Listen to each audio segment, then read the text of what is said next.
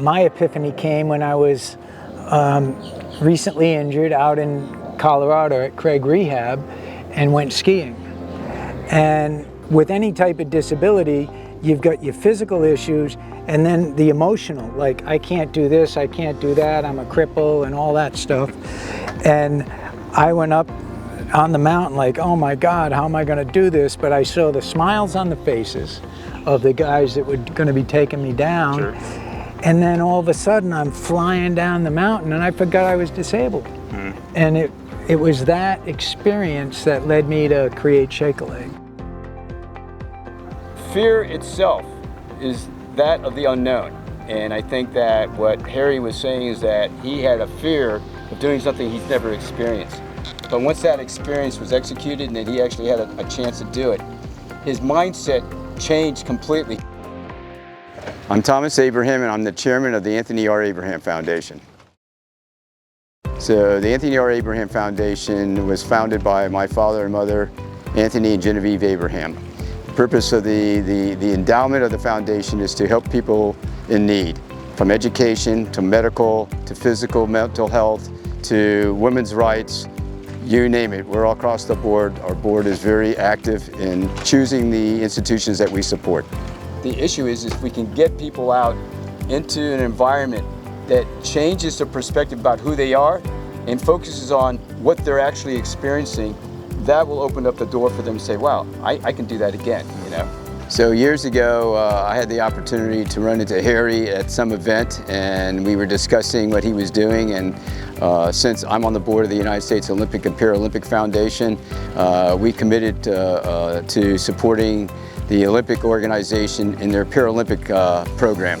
And because of that, and because of Harry's involvement with what he's doing with people with disabilities in the water and in kayaking and boating, we thought it'd be a great match to hook up Harry with the Abraham Foundation to see how we can support them in their initiatives to make sure that people with disabilities have the opportunity to really experience firsthand what it's like to be out on the water, on the ocean, and get that sense of freedom and independence that they're looking for in their lives. Whatever allowed you to think that way is amazing, the phenomenology of the experience itself, but there's also the transformative potential there. So you had a single experience with an adaptive outdoor activity, and after that you reoriented your life. I think that's the healing power that we talk about here in the context of the ocean, but in nature in general. So as a research professor at the University of Miami Miller School of Medicine, I'm interested in the potential healing power of adaptive outdoor recreation. And then as director of outreach at the Miami Project, I think there's a lot of opportunity here to get people who normally aren't allowed to participate and given opportunities, the opportunity to come here and, when in Rome, enjoy the tropical Atlantic. You know, I think one of the conversations we had was, why is it important for people to believe that they can make a difference in their lives through some mechanism of using sports or outside activities that they never believed they could do? I would expect that what we'll observe is a transformative healing potential of participation in activities outdoors in nature that is more than if you were to do those activities not in nature. So I love this idea of adaptive outdoor recreation, of the recreation that's being done normally, let's call it activity, in a hospital setting. Sure, a muscle's contracting, a heart's beating, maybe some hormones are being released. If you were to do the exact same thing outdoors, would there be something more to it? Research is used to answer unanswered questions. And when something is unquestionably good, you tend not to point the research lens at it. And there's something about adaptive outdoor recreation, especially on the ocean, that is just unquestionably good.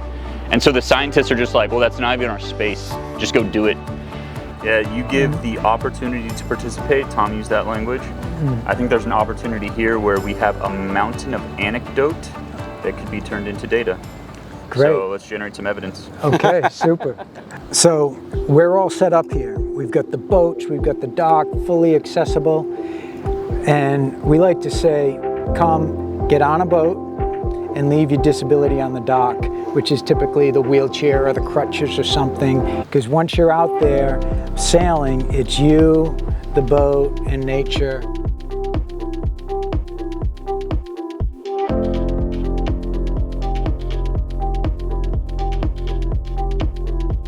I would say to anybody that's watching this video that yes, you have an obligation out there to invest in the future lives of people with disabilities, so they're not looked upon as people with disabilities, but giving them an opportunity to be human beings and to enjoy their lives in a way that they can basically share that happiness and that joy with their families and their friends.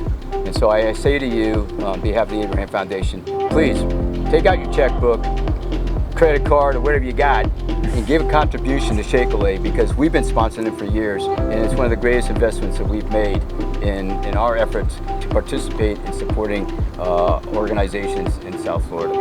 We want to invite everyone with a disability to come on down with their family and just experience for yourself the healing powers of the ocean, and know that this is your place where you can find friendship, hope, and new opportunities.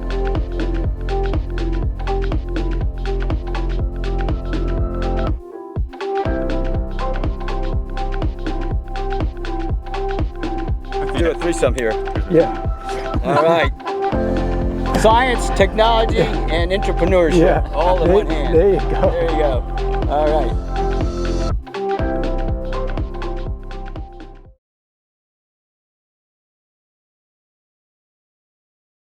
So, you know, we're on Facebook, we're on Instagram, we're on Twitter, the Anthony R. Abraham Foundation. So if you're looking for us there, you can see all the projects that we've been supporting over the years and get a sense of how we interact with those institutions that we support. So you can follow the Miami Project to Cure Paralysis on various mechanisms. We have a website, we have socials, and you can find those either through the Miami Project to Cure Paralysis or our sister foundation, the Bonacani Fund to Cure Paralysis.